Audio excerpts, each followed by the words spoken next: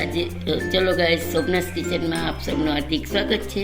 તો આજે આપણે બનાવવાના છે એ ચટણી, પ્યાઝની ચટણી।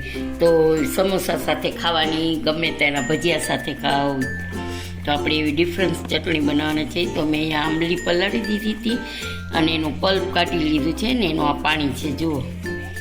હવે એમાં આપણે નાખશું મસાલા, બધા કરી નાખીએ આપણે। લાલ મરચું નાખશું એક ચમચી જેટલું, ધાણા જીરું જરાક નાખશું, નિમક નાખશું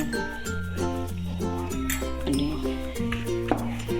સંચર નાખશું આપણે, નિમક સ્વાદ અનુસાર। આ સંચર નાખ્યું છે। પછી આપણે નાખી દઈશું આ એકદમ ઝીણી ઝીણી મેં 2 ડુંગળી સુમાંથી સમારેલી છે। ઝીણી ડુંગળી સમારેલી છે એ આપણે આમાં ઉમેરી દેવાની છે।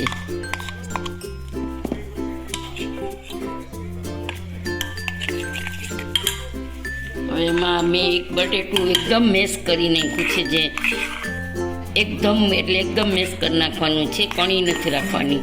તો એ આપણે આમાં ઉમેરી દઈશું અને અડધી ચમચી જેટલો ગોળ છે એ ગોળ આપણે ઉમેરી દઈશું। પછી આપણે એને ખૂબ ચલાવી લઈશું અને શેકેલું જીરું પણ તમે ઉમેરી શકો છો। હવે આપણે આમાં છે થોડુંક પાણી નાખવાનું છે।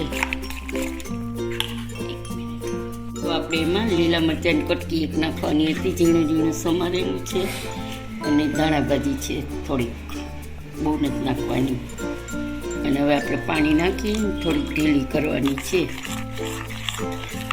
તો જો આપણી તીખી, ચટપટી અને ચટાકેદાર ચટણી તૈયાર છે। તમે લાલ મરચું વધારે ખાતા હો તો નાખી શકો છો। જો આ પ્યાઝ ચટણી સમોસા સાથે બહુ મજા આવશે તમને ખાવાની। તો જુઓ આપણી ચટણી તૈયાર છે। તો તમને આજનો વિડીયો કેવો લાગ્યો તે જરૂરથી જણાવજો, સબસ્ક્રાઈબ કરજો, લાઈક કરજો અને શેર કરજો। જય શ્રી કૃષ્ણ।